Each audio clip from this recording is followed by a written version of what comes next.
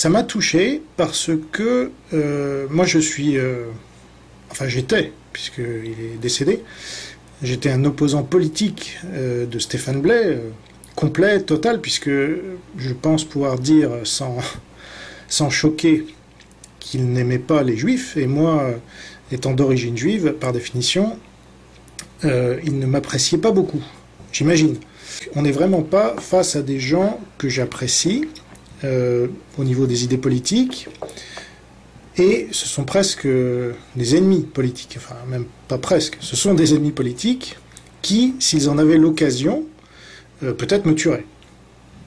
Et donc ça fait un peu drôle de devoir rendre hommage, alors je ne rends pas hommage à ces idées, hein, vous comprenez bien, mais j'essaye de faire la distinction entre ces idées et l'homme qu'il était, puisque je découvre, à l'occasion de sa mort, que c'était un grand pianiste, et il est même passé à 17 ans au journal télévisé de TF1.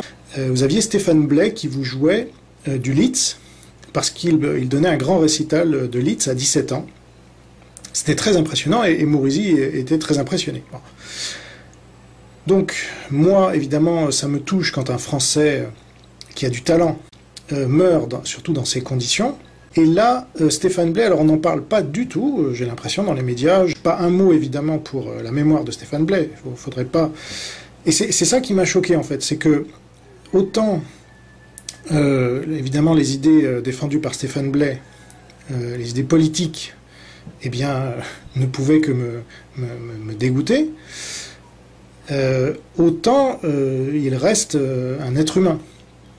Et donc, en tant que chrétien, moi, je dois avoir du respect pour les êtres humains, quels qu'ils soient, y compris, nous dit Jésus, pour nos ennemis. Donc, j'ai vu les hommages qu'ont rendus ses amis, comme Dieudonné, par exemple, qui a parlé de la mafia juive qui l'avait tué. Donc, ça m'attriste, parce que Dieudonné, c'est pareil, c'est quelqu'un... Alors, il ne s'est pas encore suicidé, et je ne le souhaite pas. Mais quelque part, il s'est un peu suicidé aussi, avec cette attitude qu'il a eue d'en rajouter toujours plus. Et moi, j'avais essayé en 2005-2006 de lui faire comprendre qu'il allait dans le mur avec cette histoire. Parce que Dieudonné, c'est quelqu'un qui a beaucoup de talent aussi. Et je pourrais même ajouter à cette liste celui qui me dégoûte encore plus, c'est Soral, puisque Soral, lui aussi, a du talent. Et... c'est vraiment triste de voir tous ces gens, tous ces Français, qui nous ont fait rire pour certains, qui nous ont fait rêver pour d'autres. Alors Soral, je ne sais pas trop, moi, il m'a ni fait rire, ni fait rêver, mais je parlais plus de Dieudonné ou Stéphane Blais, pour ceux qui connaissaient son talent d'artiste. Voilà, je ne sais pas comment vous dire, parce qu'évidemment, je ne veux pas tomber dans l'excès inverse, qui consisterait à lui apporter un soutien... En tout cas, j'apporte un soutien assez proche, ça c'est sûr. Voilà, le suicide est un geste désespéré, ok. Maintenant, oui, j'ai même du mal à mettre des mots dessus, parce que c'est un conflit à la fois de sentiments. J'ai des sentiments très négatifs sur les idées de cette personne. Mais si on pense par exemple à Céline, le président de la République française, Nicolas Sarkozy, a dit qu'un de ses auteurs préférés était Céline. Bon, Céline, c'était un des pires antisémites sur Terre. Hein. Et donc, comment est-ce qu'on peut dire que son auteur préféré, c'est Céline, en étant président de la République, et parce qu'il avait du talent par ailleurs. Voilà. À ce moment-là, Stéphane Blais aussi avait du talent par ailleurs. Et donc, pourquoi ce deux poids, deux mesures? C'est ça que je ne saurais comprendre, sauf à comprendre qu'en effet, on est passé dans une société où les gens sont vraiment devenus des sous-hommes parce qu'ils défendent certaines idées. Et là, bizarrement, ironiquement, on en arrive à une société de type nazi, en fait. Les nazis considéraient que certaines personnes, par leurs idées ou leurs origines, étaient des sous-hommes. Surtout par leurs origines, d'ailleurs. Et donc, comment est-ce qu'on en est venu, nous-mêmes, à reproduire ce genre de société qu'on avait combattue et dont on s'était libéré? parce qu'elle nous avait occupés, elle nous avait opprimés. Donc on n'a pas tiré les leçons de la Seconde Guerre mondiale, et d'ailleurs c'est pour ça qu'on est en Troisième Guerre mondiale. C'est que la Chine elle-même nous considère comme des sous-hommes.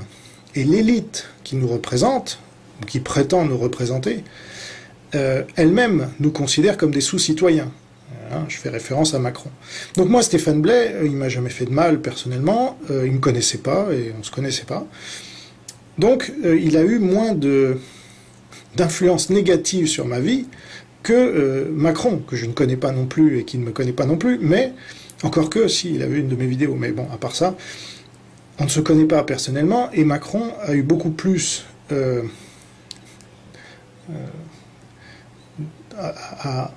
a été beaucoup plus nocif dans ma vie, voilà, que Stéphane Blais.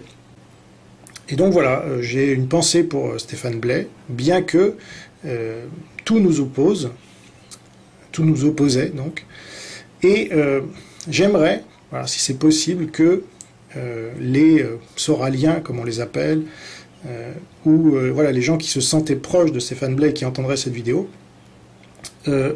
aient un peu plus de sentiments pour des gens comme moi ou d'autres qui sont différents d'eux, qui sont peut-être leurs opposants au niveau politique, mais qui ne nous considèrent pas, et qu'on ne se considère pas entre nous comme des sous-hommes, voilà, parce qu'on serait opposés au niveau des idées politiques.